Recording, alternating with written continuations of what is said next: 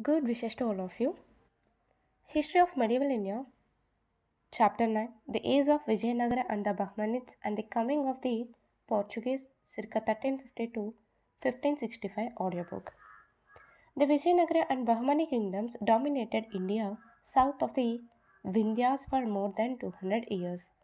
They not only built magnificent capitals and cities and beautified them with many splendid buildings and promoted arts and letters, but also provided for law and order and the development of commerce and handicrafts. Thus, while the forces of disintegration gradually trumped in North India, South India and the Deccan had a long spell of stable governments. This ended with the disintegration of the Bahmani Empire towards the end of the 15th century and of the Vijayanagara Empire more than 50 years later, after its defeat in 1565 in the Battle of Banihatti.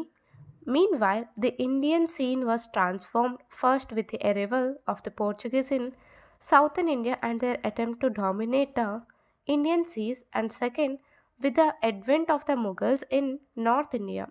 The coming of the Mughals paved the way for another spell of integration in North India. The coming of the Portuguese marked the long era of a confrontation between the land based Asian powers and the European powers which dominated the seas. The Vijayanagara Empire, its foundation and conflict with the Bahmani kingdom. The Vijayanagara kingdom was founded by Harihara and Bukka, who belonged to a family of five brothers. According to a legend, they had been the feudatories of the Kakatiyas of Warangal and later became ministers in the kingdom of Kampili in modern Karnataka. When Kampili was overrun by Muhammad Tughlaq for giving refuge to a Muslim rebel, the two brothers were imprisoned, converted to Islam, and appointed to deal with the rebellions there. The Muslim governor of Madurai had already declared himself independent, and the Hoysala ruler of Mysore and the ruler of Varangala were also trying to assert their independence. After a short time, Harihara and Bukka forsook their new master and their new faith. At the instance of their guru,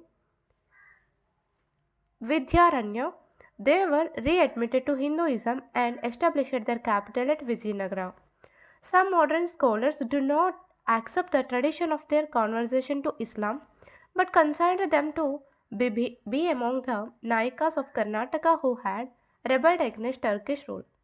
The date of Harihara's coronation is placed at 1336. At first, the young king had to contend both with the Hoysala ruler of Mysore and the Sultan of Madurai. The Sultan of Madurai was ambitious. He had defeated the Hoysala ruler and executed him in barbarous manner. The dissolution of the Hoysala kingdom enabled Harihara and Bukka to expand their tiny principality. By 1346, the whole of the Hoysala kingdom had passed into the hands of the Vijayanagara rulers. In the struggle, Harihara and Bukka were aided by their brothers and by their relations who took up the administration of the areas conquered by their efforts. The Vijayanagara kingdom was thus a kind of a cooperative commonwealth at first. Bukka succeeded his brother to the throne of Vijayanagara in 1356 and ruled till 1377.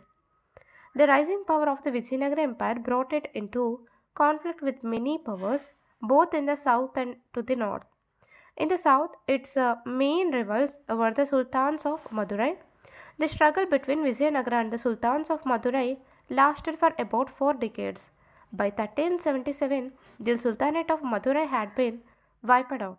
The Vijayanagara Empire then comprised the whole of South India up to Rameswaram, including the Tamil country as well as that of the Cheras, Kerala. To the north, however, Vijayanagara faced a powerful enemy in the shape of the Bahmani kingdom. The Bahmani kingdom had come into existence in 1347. Its founder was Alauddin Hussain, an Afghan adventurer. He had risen in the service of a Brahmin named Gangu and is therefore known as Hassan Gangu. After his coronation, he assumed the title of Alauddin Hussain Bahman Shah. He is said to have traced his descent from a half mythical hero of Iran, Bahman Shah. But according to a popular legend mentioned by Ferishta, the word Bahman Shah was meant to be a tribute to his Brahman patron. In any case, it is from this little that the kingdom was called the Bahmani kingdom. The interests of the Vijayanagara rulers and the Bahmani sultans clashed in three separate and distinct areas in the Tungabhadra Doab, in the Krishna Godavari Delta, and in the Marthwada country. The Tungabhadra Doab was the region between the rivers Krishna and Tungabhadra and comprised of 30,000 square miles on account of its wealth and economic resources. It had been the bone of contention between the Western Chalukyas and the Cholas in the earlier period, and between the Yadavas and the Hoysalas later on. The struggle for the mastery of the Krishna Godavari basin, which was very fertile and which, with its numerous ports, controlled the foreign trade of the region, was often linked with the struggle for the Tungabhadra Doab. In the Maratha country, the main contention was for the control of the Konkan and the areas which gave access to it. The Konkan was a narrow strip of land between the Western Ghats and the sea. It was extremely fertile and included within it in the port of Goa, which was an important outlet for the products of the region, as well as for the import of horses from Iran and Iraq. As has been noted earlier, good quality horses were not bred in India. The import of horses from Goa was thus of great importance to the southern states. Military conflicts between the Vijayanagara and the Bahamani kingdoms were almost a regular feature and lasted as long as these kingdoms continued. These military conflicts resulted in widespread devastation of the contested areas and the neighboring territories, and a considerable loss of life and property. Both sides sacked and burned towns and villages, imprisoned and sold into slavery men, women, and children, and committed various other barbar- barbarities. Thus, in 1367, when Bukka I assaulted the fortress of Mudkhal in the disputed Tungabhadra Doab, he slaughtered the entire garrison except one man. When this news reached the Bahmani Sultan, he was enraged and on the march vowed that he would not sheath his sword till he had slaughtered 1 lakh Hindus in revenge. In spite of the rainy season and the opposition of the Vijayanagara forces, he crossed the Tungabhadra, the first time a Bahmani Sultan had in person entered the Vijayanagara territories. The Vijayanagara king was defeated in the battle and retreated into the jungle. We hear for the first time of the use of artillery by both sides during this battle. The victory of the Bahmani Sultan was due to his superior artillery and more efficient cavalry. The war dragged on for several months, but the Bahmani Sultan could capture neither the Raja nor his capital. Meanwhile, wholesale slaughter of men, women, and children went on. Finally, both sides were exhausted and decided a concluded treaty. This treaty resorted the old position whereby the Doab was shared between the two. Even more importantly, it was agreed that since the two kingdoms would remain neighbors for a long time, it was advisable to avoid cruelty in war. It was therefore stipulated that in further wars, helpless and unarmed inhabitants should not be slaughtered. Although this accord was not fully implemented, it helped to make warfare in South India more humane, having strengthened its position in South India by eliminating the Sultanate of Madurai. The Vijayanagara Empire embarked upon a policy of expansion towards the eastern sea coast under Harihara II, 1377 to 1404. There was a series of Hindu principalities in the region, the most notable being the Redis on the upper reaches of the delta and the rulers of Varangal in the lower reaches of the Krishna Godavari delta. The rulers of Orissa to the north as well as the Bahmani sultans were also interested in this area. Although the ruler of Varangal had helped Hassan Gangu in his struggle against Delhi, his successor had invaded Varangal and seized the stronghold of Kalas and the hill fort of Golconda. Vijayanagara had been too busy in the south to intervene. The Bahmani Sultan fixed Golconda as the boundary of his kingdom and promised that neither he nor his successors would encroach into Varangal any further. To seal this agreement, the ruler of Varangal presented to the Bahmani Sultan a throne set with valuable jewels. It is said that it had been originally prepared as a present to Muhammad Tughlaq. The alliance of the Bahmani kingdom and Varangal lasted for over 50 years and was a major factor in the inability of Vijayanagara to overrun the Tungabhadra dome or to stem the Bahmani offensive in the area. The battles between Vijayanagara and the Bahmanis are described in great detail by medieval writers. However, they are not of much historical importance to us, the position of the two sides remaining more or less the same, with the fortune of war swinging sometimes to one side and sometimes to the other. Harihara too was able to maintain his position in the face of the Bahmani Varangal combined. His greatest success lay in wresting Balgham and Goa in the west from the Bahmani kingdom. He also sent an expedition to North Sri Lanka.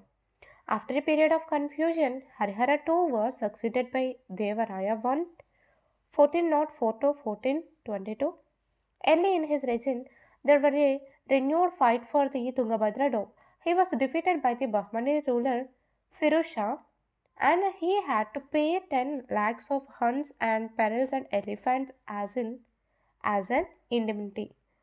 He also agreed to marry his daughter to the Sultan, ceding to him in dowry Bankapur in the Doab in order to obviate all future disputes. The marriage was celebrated with great pomp and show.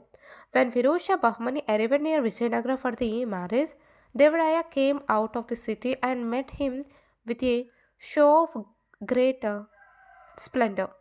From the gate of the city to the palace, which was a distance of 10 kilometers, the road was spread with cloths of gold, velvet, satin, and other rich materials.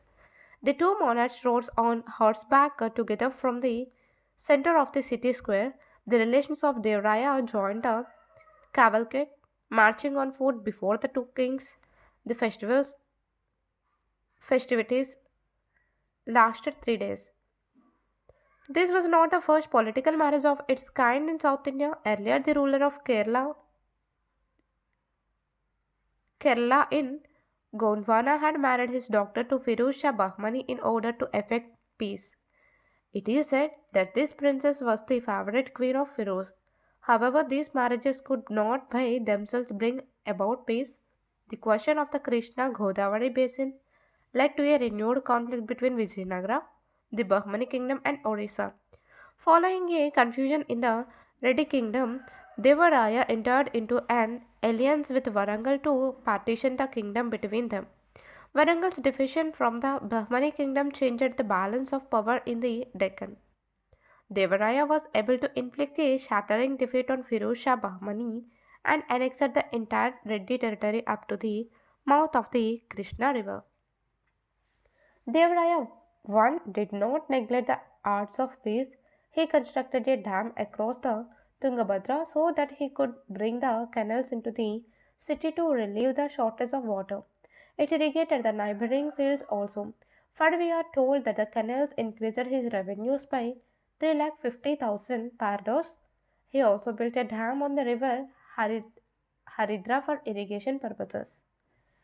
After some confusion, Devaraya II, 1425 to 1446, who is considered the greatest ruler of the dynasty, ascended the throne at Vijayanagara. In order to strengthen his army, he recognizes his army, incorporating in it many features of the armies of the Delhi Sultanate. According to Farishta, Devaraya II felt that the superiority of the Bahmani army was due to their sturdier horses and their large body of mounted archers. He therefore enlisted 2,000 Muslim cavalrymen, gave them jagris, and commended all his Hindu soldiers and officers to learn the art of archery from them. The employment of Muslims in the Vijayanagara army was not new, for Devraya I is said to have kept 10,000 Muslims in his army. Farista tells us that Devraya II assembled 60,000 Hindus well skilled in archery, besides 80,000 cavalry and 2 lakh infantry. These figures may be exaggerated, however, the collection of a large cavalry force and standing army made the Vijayanagara Empire a more centralized polity than any of the earlier Hindu kingdoms in the south. Even though it must have put a strain on the resources of the state since most of the good mounts had to be imported and the Arabs who controlled the trade charged high prices for them. With his new army, Devraya II crossed the Tungabhadra river in 1443 and tried to recover Mudghal, Bankapur, etc., which were south of the Krishna River and had been lost to the Bahmani Sultans earlier. Three hard battles were fought, but in the end, the two sides had to agree to the existing frontiers. Naninj, a Portuguese writer of the 16th century, tells us that the kings of Quilon, Sri Lanka, Pulicat, Pegu, and Tenasserim in Burma and Malaya paid tribute to Devraya too. It is doubtful whether the Vijayanagara rulers were powerful enough on the sea to extract regular tribute from Pegu and Tenasserim. Perhaps what was meant was that the rulers of these countries were in contact with Vijayanagara and had sent presents and embassies to secure its goodwill. Sri Lanka, however, had been invaded a number of times. This could not have been attained without a strong navy. Under a series of capable rulers, Vijayanagara emerged as the most powerful and wealthy state in the south during the first half of the 15th century. The Italian traveler Nicola Conti, who visited Vijayanagara in 1420, had left us a graphic account of it. He says the circumference of the city is 60 miles. Its walls carried up to the mountains and enclose the valleys at their foot. In this city, there are estimated to be 90,000 men fit to bear arms. Their king is more powerful than all the other kings in India. Firista also says the princes of the house of Bahmani maintained their superiority by valor only. For in power, wealth, and the extent of the country, the Rayas of Bijanagar, Vijayanagara greatly exceeded them.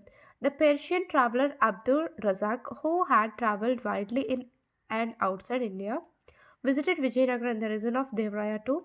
He gives glowing account of the country, saying, "This later prince has in his dominance 300 ports, each of which is equal to Calicut, and on terra firma his territories comprise a space of 3 months' journey." All travelers agree that the country was thickly populated with numerous towns and villages. Abdul Razak says the country is for the most part well cultivated, very fertile. The troops amount in number to 11 lakhs. Abdul Razak considered Vijayanagara to be one of the most splendid cities anywhere in the world, which he had seen or heard of. Describing the city, he says it is built in such a manner that 7 citadels and the same number of walls enclose each other. The seventh fortress, which is placed in the center of the others, occupies an area 10 times larger than the marketplace of the city of Herat. Starting from the palace, there were 4 bazaars which were extremely long and broad. As was the Indian custom, people belonging to one caste or professional lived in one quarter of the town.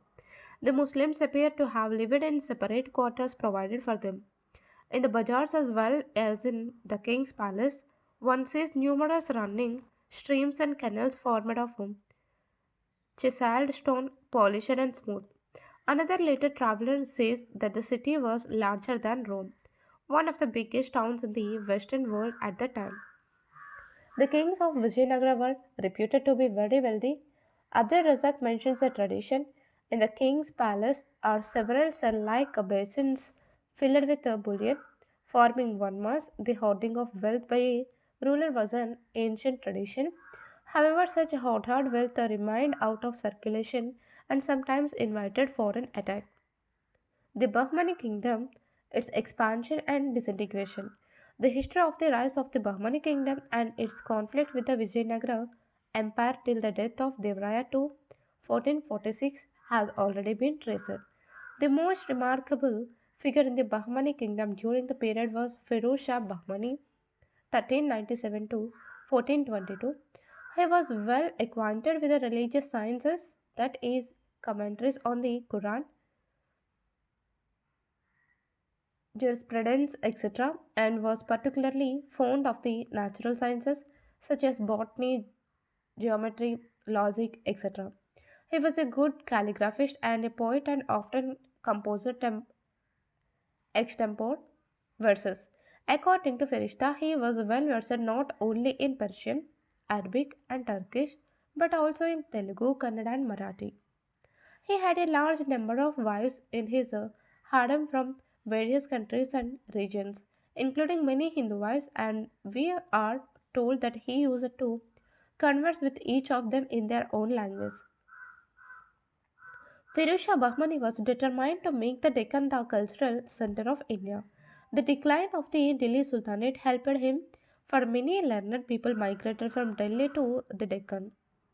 The king also encouraged learned men from Iran and Iraq. He used to say that king should draw around them the learned and meritorious persons of all nations, so that from their society they might obtain information and thus receive some of the advantages acquired by traveling into different regions of the globe. He generally spent his time till midnight in the company of divines, poets, reciters of history, and the most learned and witty among his courtiers. He had read the Old and New Testaments and respected the tenets of all religions. Farishta calls him an Orthodox Muslim, his only weakness being his fondness for drinking wine and listening to music. The most remarkable step taken by Feroz Shah Bahmani was the induction of Hindus in the administration on a large scale.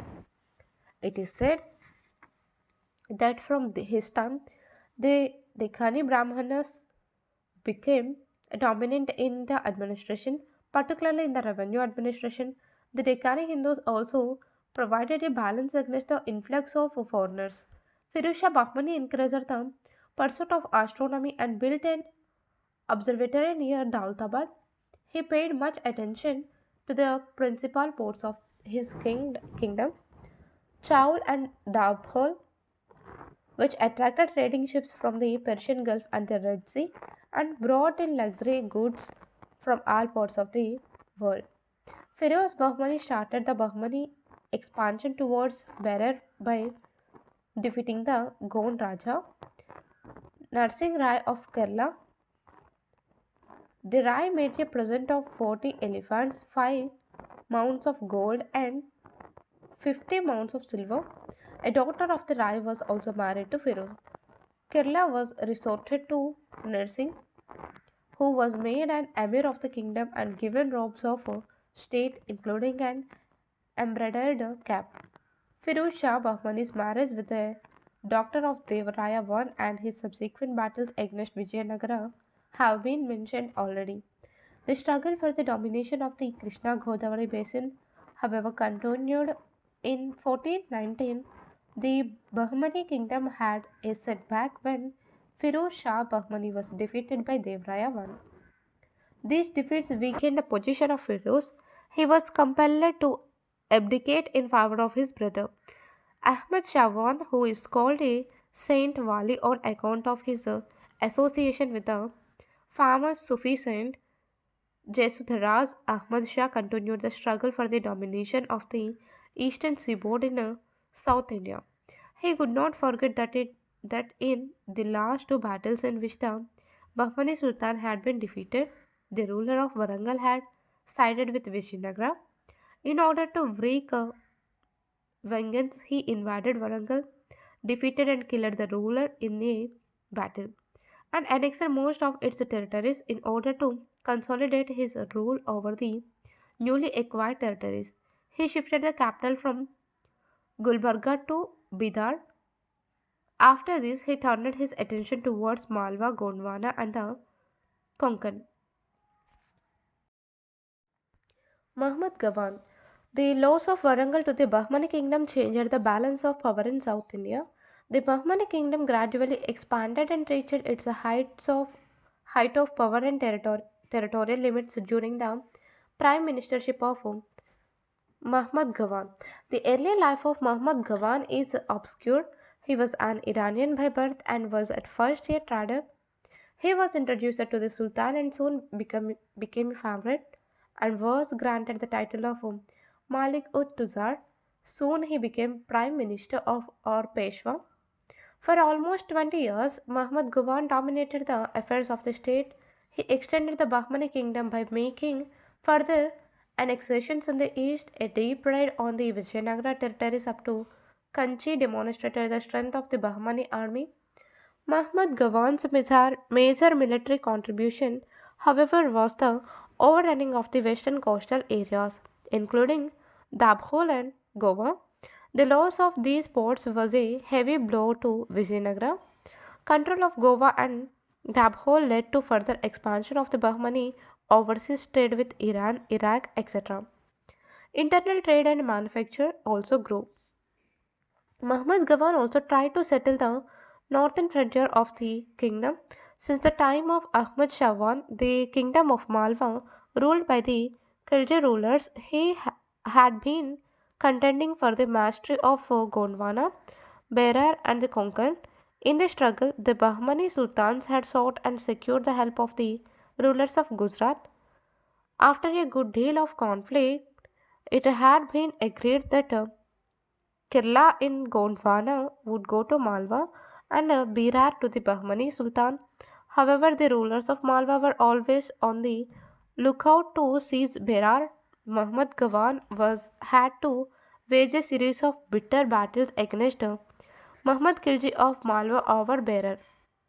He was able to prevail due to the active help given to him by the ruler of Gujarat. It can thus be seen that the pattern of struggle in the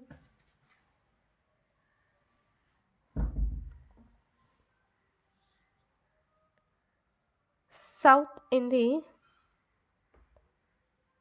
sorry it can thus be seen that the pattern of struggle in the south did not allow divisions along religious lines, political and strategic considerations and control over trade and commerce being more important causes of the conflict. Second, the struggle between the various states in North India and South India did not proceed completely in isolation from each other. In the west, Malwa and Gujarat were drawn into the affairs of the Deccan. In the east, Odisha was involved in a struggle with Bengal and also cast Cornwallis' eyes on the commercially rich Coromandel coast. The Odisha rulers made deep raids into South India after 1450, their armies reaching as far south as Madurai, and the territories of Odisha extended up to the river Krishna. Their activities further weakened the Vijayanagara Empire, which was passing through a phase of internal discord following the death of Devaraya II. Muhammad Gawan carried out many internal reforms also. He divided the kingdom into 8 provinces or tarafs. Each taraf was governed by a tarafdar. The salaries and obligations of each noble were fixed. For maintaining a contingent of 500 horses, a noble received a salary of 1 lakh hunts per year. The salary could be paid in cash or by assigning a jagir. Those who were paid by means of a jagir were allowed expenses for the collection of land revenue. In every province, a tract of land Khalisa was set apart for the expenses of the Sultan. Efforts were made to measure the land and to fix the amount to be paid by the cultivator to the state. Muhammad Gawan was a great patron of the arts. He built a magnificent madrasa or college in the capital, Bidar. This fine building, which was decorated with colored tiles, was 3 stories high and had accommodation for 1,000 teachers and students who were given free clothes and food. Some of the most famous scholars of the time belonging to Iran and Iraq came to the madrasa at the instance of Muhammad Gawan. One of the most difficult problems facing the Bahmani kingdom was strife among the nobles. The nobles were divided into the long established Deccanis and the newcomers who were foreigners. Afakis are also called Garibs. As a newcomer, Mahmud Gawan was hard put to win the confidence of the Deccanis. Though he adopted a bold policy of conciliation, the party strife could not be stopped. His opponents managed to poison the ears of the young Sultan, who had him executed in 1482. Muhammad Gawan was over 70 years old at the time. The party strife now became even more intense. The various governors became independent. Soon, the Bahmani kingdom was divided into five principalities: Golconda, Bijapur, Ahmednagar, Berar, and Bidar. Of these, the kingdoms of Ahmednagar, Bijapur, and Golconda played a leading role in the Deccan politics till their absorption into the Mughal Empire during the 17th century. The Bahmani kingdom acted as a cultural bridge between the north and the south. The culture that developed as a result had its own specific features, which were distinct from North India. These cultural traditions were continued by the successor states and also influenced the development of Mughal culture during the period. Climax of the Vijayanagara Empire and its disintegration. As mentioned earlier, there was confusion in the Vijayanagara Empire after the death of Devaraya II 1446, since the rule of primogeniture was not established in Vijayanagara. There were a series of civil wars among the various contenders to the throne. Many feudatories assumed independence in the process. The ministers became very powerful and began to exact present and heavy taxes from the people, causing them considerable distress. The authority of the Raya shrunk to Karnataka and to some portions of the western Andhra region.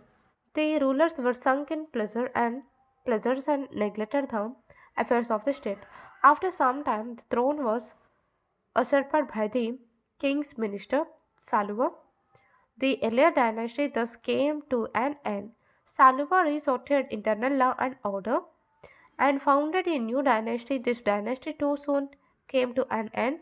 Ultimately, a new dynasty called the Tuluva dynasty was founded by Krishnadeva.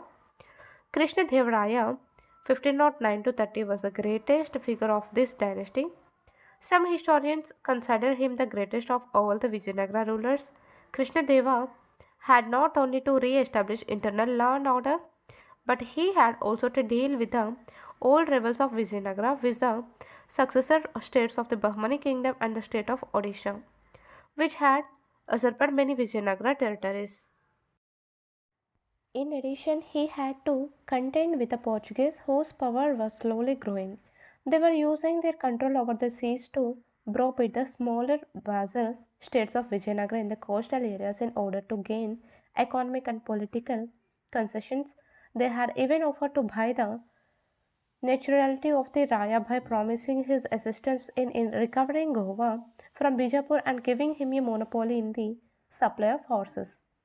In a series of battles lasting 7 years, Krishnadeva first compelled the ruler of Orissa to restore to Vizianagara all the territories up to the river Krishna. Having thus strengthened himself, Krishnadeva renewed the old struggle for the control of the Tungabhadra dam. This led to a hostile alliance between his two main opponents, Bijapur and Orissa. Krishnadeva made grand preparations for the conflict. He opened the hostilities by overrunning Raichur and Mudgal. In the battle which followed, the Bijapur ruler was completely defeated 1520. He was pushed across the river Krishna, barely escaping with his life. In the west, the Vizianagara armies reached Belgaum, occupied and sacked Bijapur for a number of days and destroyed Gulbarga before a truce was called. Thus, under Krishnadeva, Vijayanagara emerged as the strongest military power in the south. However, in their eagerness to renew the old feuders, the southern powers largely ignored the danger posed to them and to their commerce by the rise of the Portuguese. Unlike the Cholas and some of the early Vijayanagara rulers, Krishnadeva seems to have paid scant attention to the development of a navy. The conditions in Vijayanagara during this period are described by a number of foreign travelers.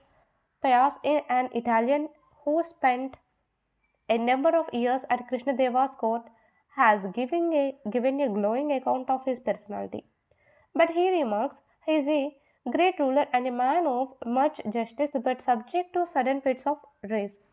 He cherished his subjects and his solicitude for their welfare became proverbial. He also tried to create a more centralized administration by outstanding all the Nayaks from the Tungabhadra dome and bringing it under direct administration. Krishnadeva was also a great builder. He built a new town near Vijayanagara and dug an enormous tank, which was also used for irrigation purposes. He was a gifted scholar of Telugu and Sanskrit. Of his many works, only one in Telugu on polity and a drama in Sanskrit are available today. His result marked a new era in Telugu literature when imitation of Sanskrit works gave place to independent works. He extended his patronage to Telugu, Kannada, and Tamil poets alike.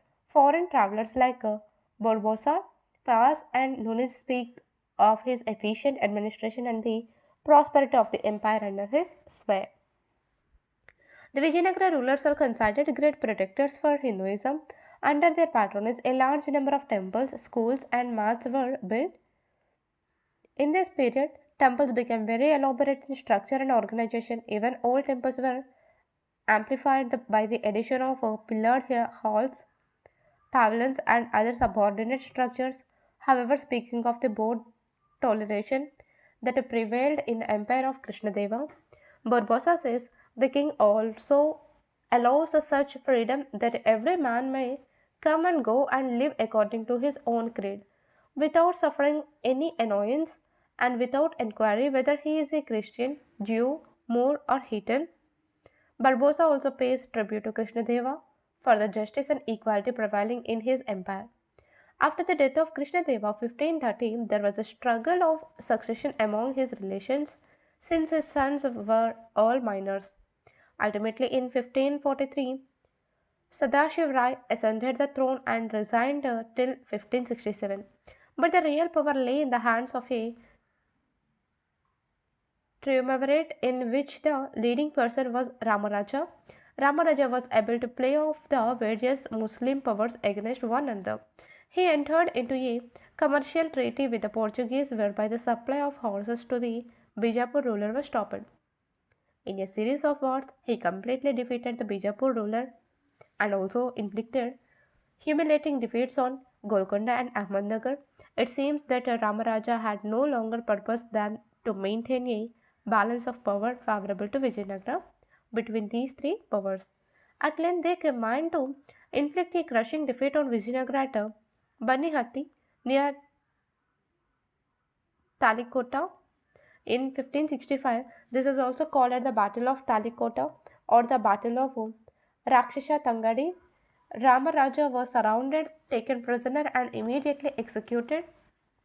It is said that 1 lakh Hindus were slain during the battle. Vijayanagara was thoroughly looted and left in ruins. The Battle of Banihati is generally considered to mark the end of the great age of Vijayanagara. Although the kingdom reigned on for almost 100 more years, its territories decreased continually and the Raya no longer counted in the political affairs of South India. State and economy under Vijayanagara. The concept of kinship among the Vijayanagara rulers was high.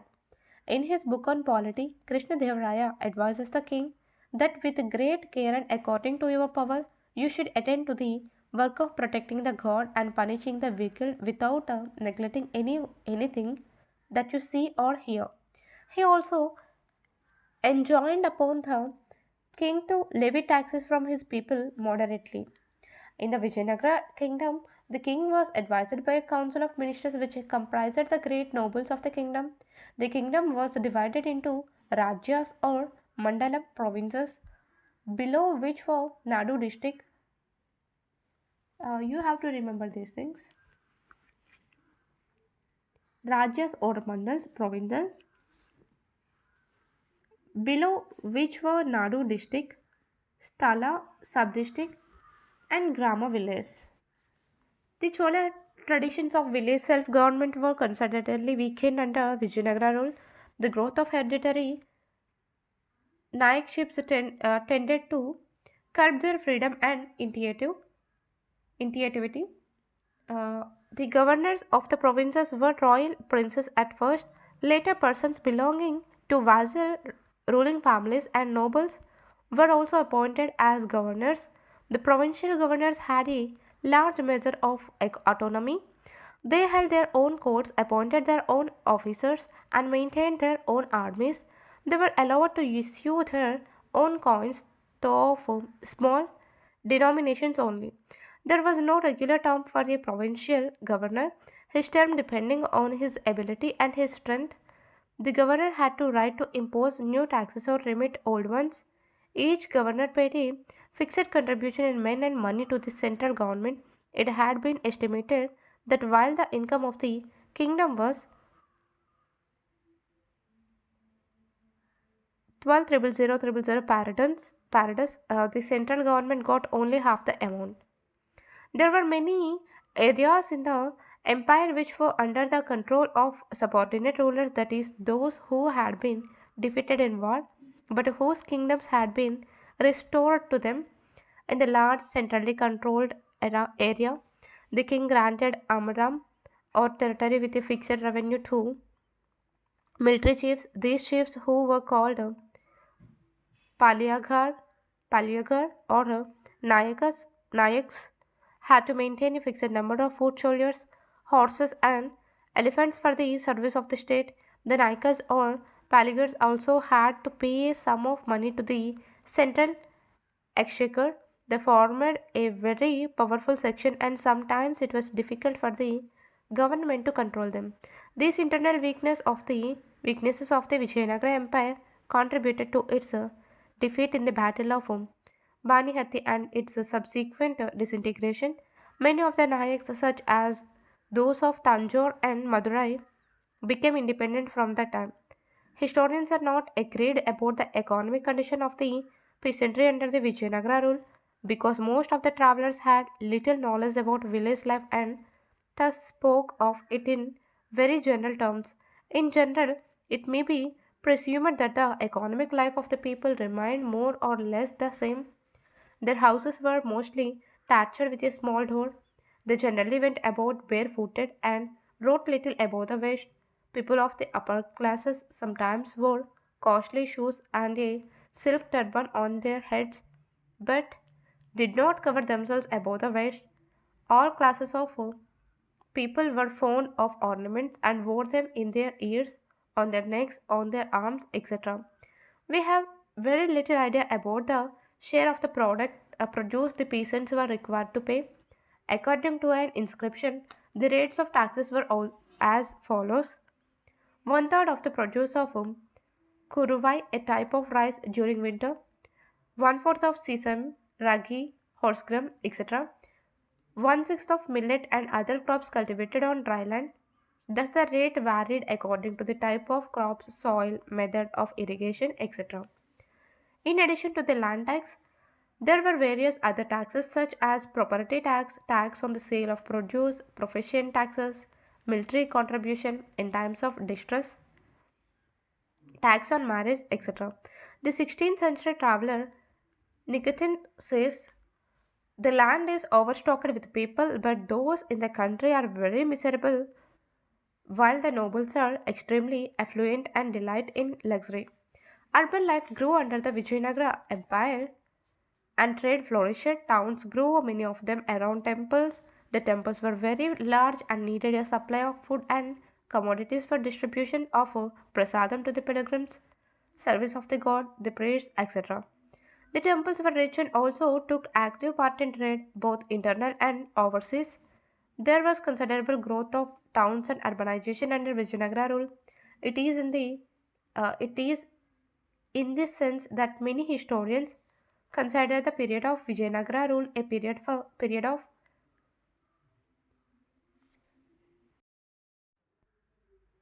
Trade flourished. Urban life grew under the Vijayanagara Empire and trade flourished. Towns grew, many of them around temples. The temples were very large and needed a supply of food and commodities for distribution of prasadam to the pilgrims, service of the god, the priests, etc. The temples were rich and also took active part in trade, both internal and overseas. There was considerable growth of towns and urbanization under Vijayanagara rule. It is in this sense that many historians consider the period of Vijayanagara rule a period of transition from the old to the new economy. The advent of the Portuguese.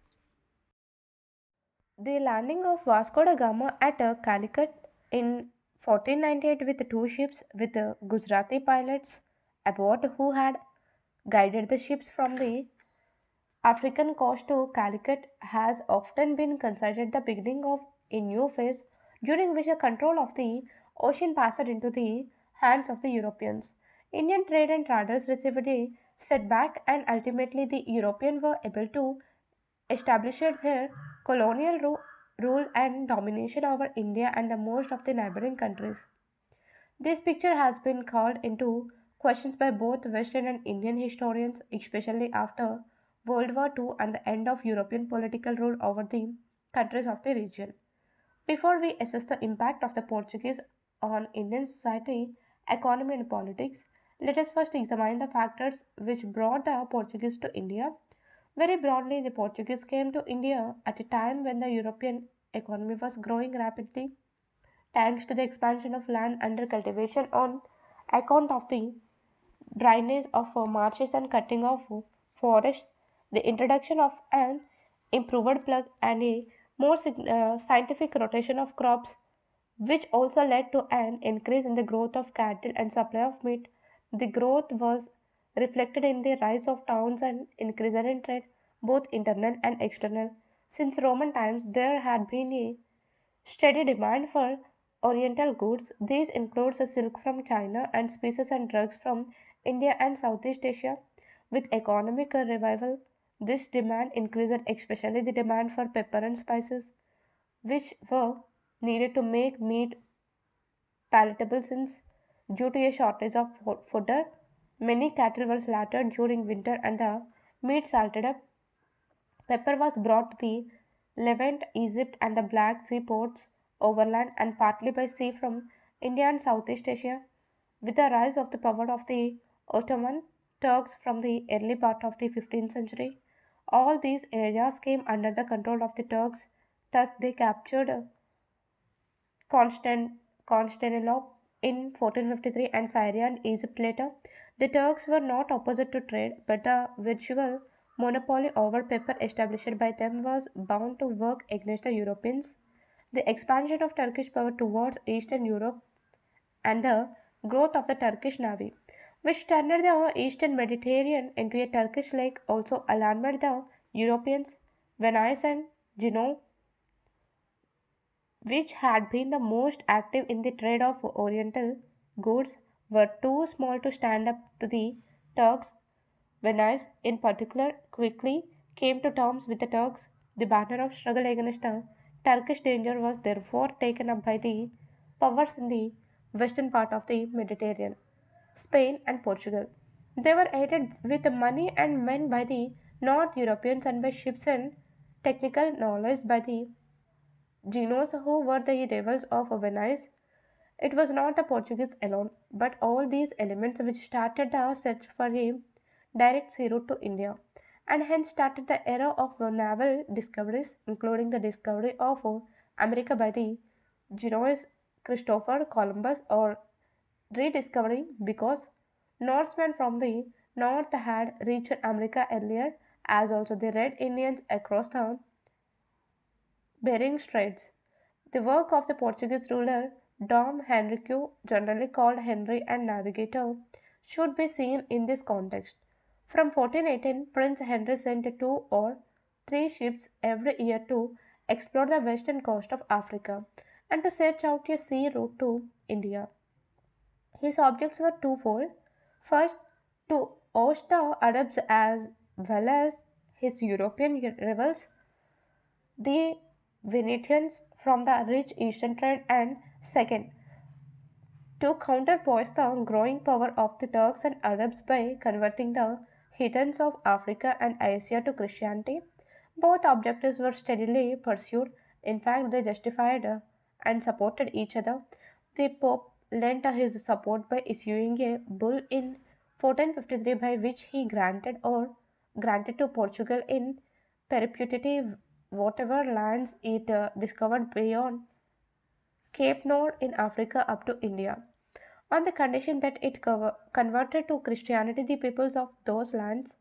In 1488, Bartholomew, Bartholomew Diaz rounded the Cape of Good Hope and laid the basis for direct trade links between Europe and India.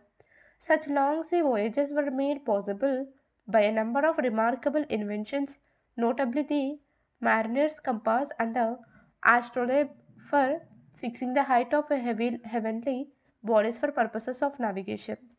The former had been known to the Chinese several centuries earlier, but was not widely used.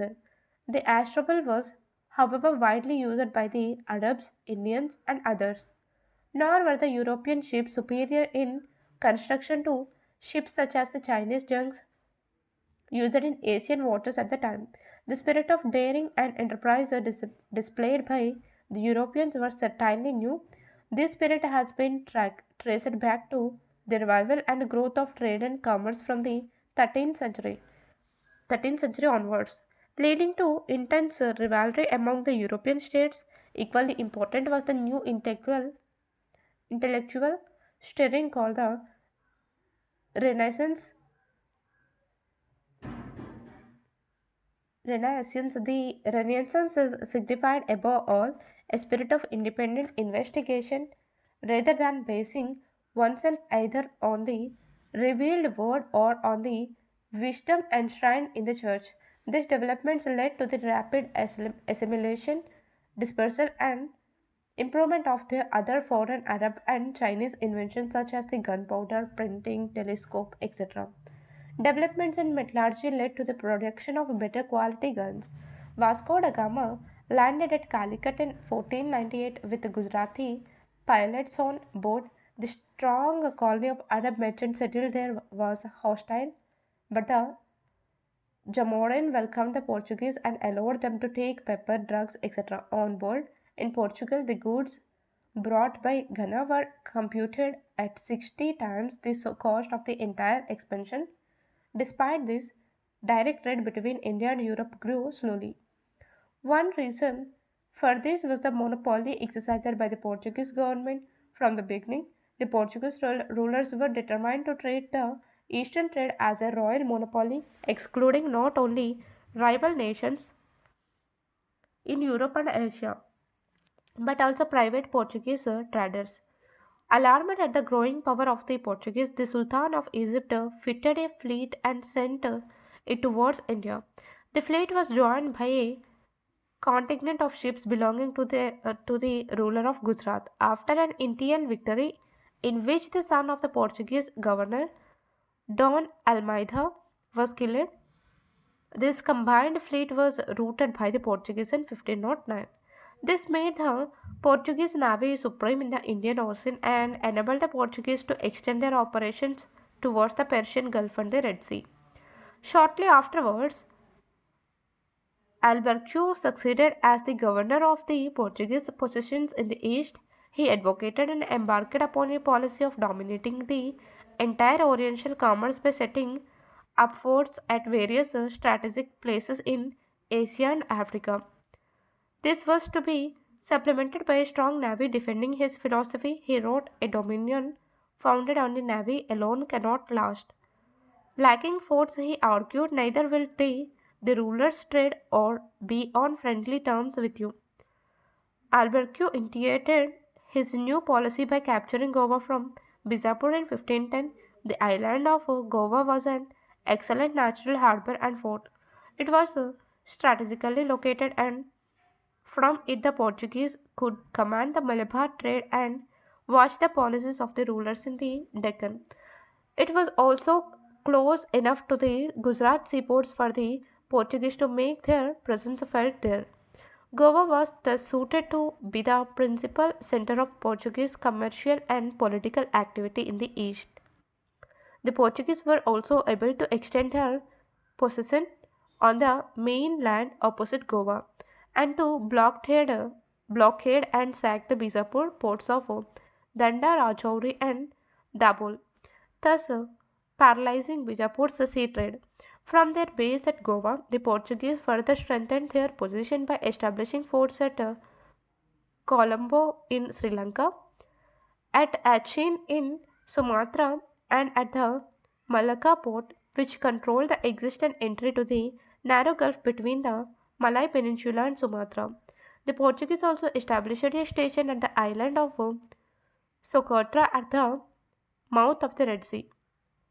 They failed to capture Aden, and the Red Sea remained outside their control, but they forced the ruler of Ormuz, which controlled entry into the Persian Gulf, to permit them to establish a fort there.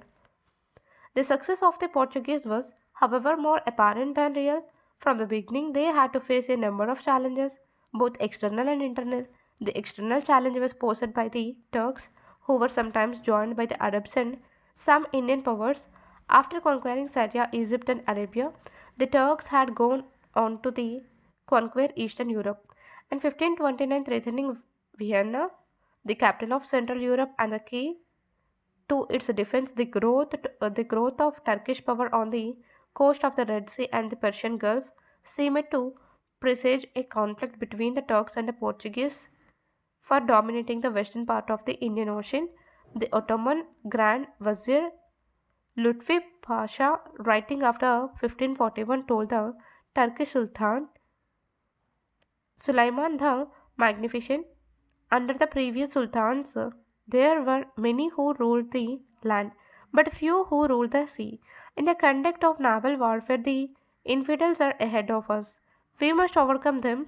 In view of the growing Portuguese threat to the Gujarat trade and coastal areas, the Sultan of Gujarat sent an embassy on the Ottoman ruler, congratulating him on his victories and seeking his support. In return, the Ottoman ruler expressed a desire to combat the infidels, that is, the Portuguese, who had distributed the shores of Arabia. From this times onwards, there was a continuous exchange of embassies and letters between the two countries. The Turks ousted the Portuguese from the Red Sea, and in 1529 a strong fleet under Sulaiman Rais was dispatched to aid Bahadur Shah, the ruler of Gujarat. Bahadur Shah received it well, and two of the Turkish officials who were given Indian names were appointed governors of Surat and Diu, respectively. Of these two, Rumi Khan was later to earn a great name for himself as a master gunner. In 1531, after interviewing with local officials, the Portuguese attacked Daman and Diu, but the Ottoman commander Rumi Khan repulsed the attack. However, the Portuguese built a fort at Chau lower down the coast. Before the Gujarat Turkish alliance could be consolidated, a bigger threat to Gujarat appeared from the side of the Mughals. Humayun attacked Gujarat. In order to meet this threat, Bahadur Shah granted the island of Basan to the Portuguese.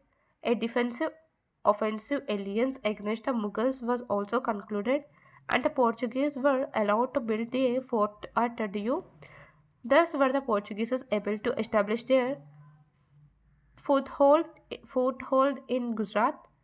Bahadur Shah soon repented his concessions to the Portuguese following the expulsion of the Mughals from Gujarat. He once again appealed to the Ottoman Sultan for help and tried to limit the Portuguese encroachments at Diu.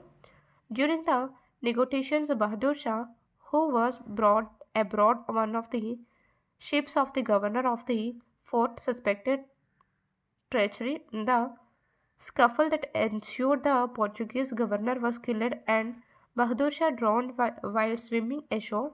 This was in 1536. Although the Ottoman sultans claimed to be the champions of Islam and hence opponents of the Portuguese, they did not in practice seriously contest the position of the Portuguese in the Persian Gulf or beyond. This despite the fact that the Turks had broadly kept pace with the growth of artillery and to a lesser extent with the naval sciences in the west. The Turkish navy dominated the eastern Mediterranean and even made raids beyond Gibra- uh, Gibraltar.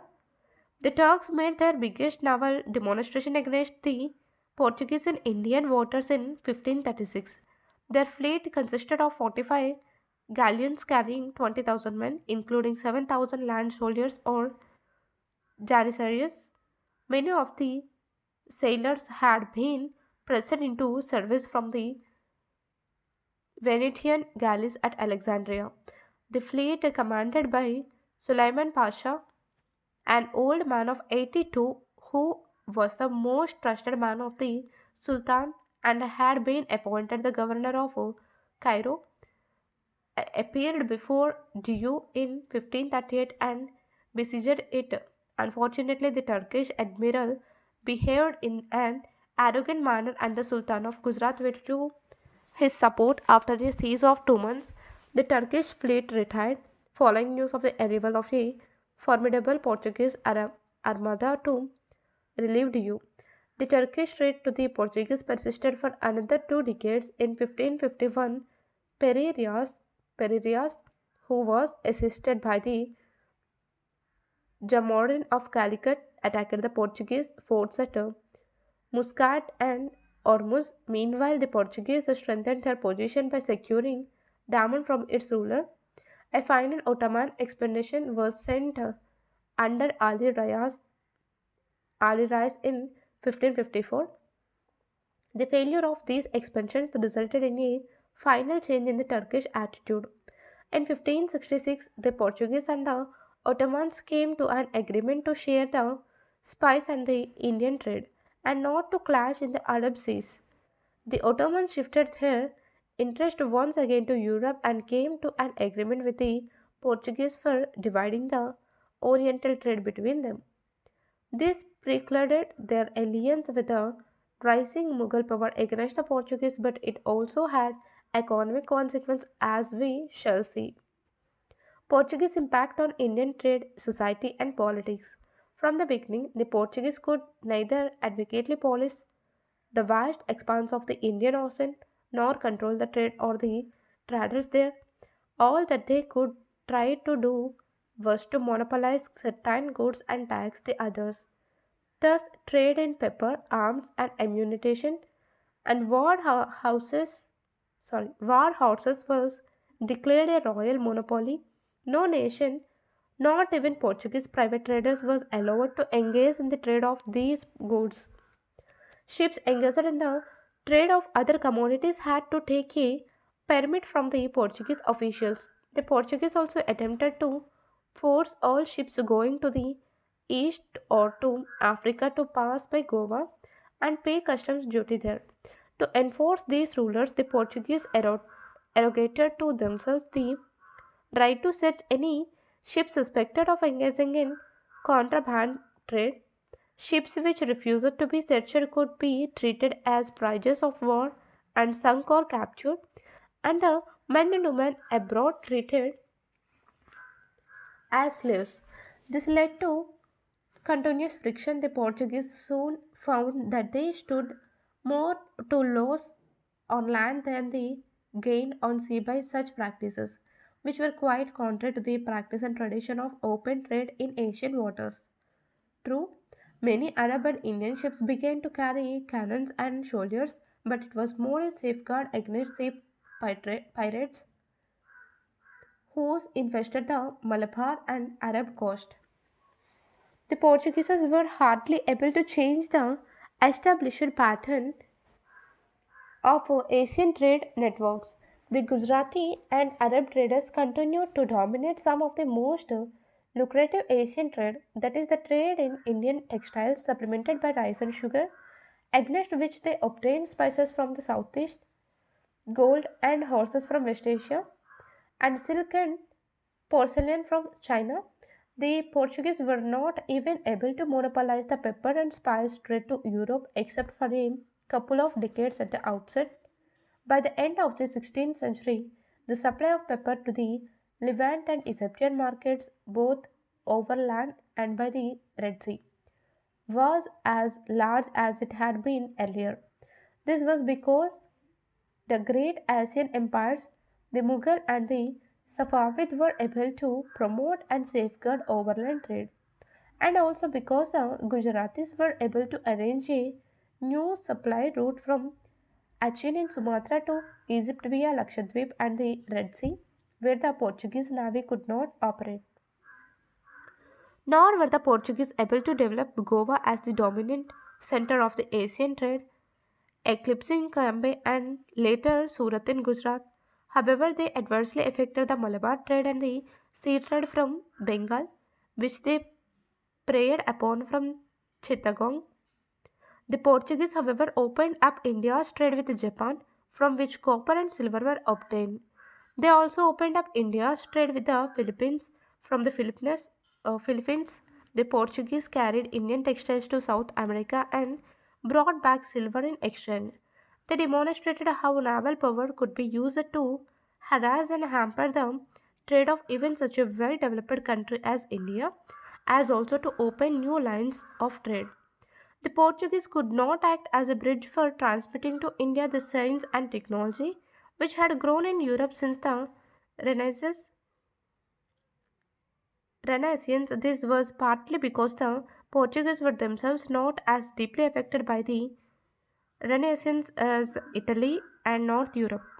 Later, with the growth of a Catholic religious reaction led by the Jesuits, they even set their face against the new science.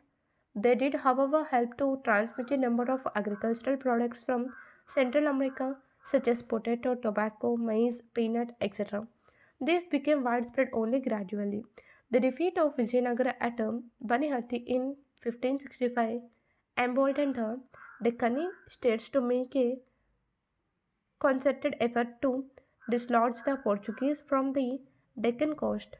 So long as Vijayanagara had threatened Bijapur in the south, peace with the Portuguese had been essential since they controlled the horse trade and hostilities with them would have meant a diversion of the trade in favor of Vijayanagara. In 1570, Ali Adil Shah, the Sultan of Bijapur, entered into an agreement with the Sultan of Ahmednagar. The Jamorin of Calicut was also drawn into the alliance. The allies decided to attack the Portuguese positions in their own dominance. Adil Shah personally led the attack against Goa, while Nizam Shah besieged Chau. But once again, the Portuguese defense, backed by their navy, proved to be too strong. Thus, the Portuguese remained masters of the Indian seas and of the Deccan coast. Thank you.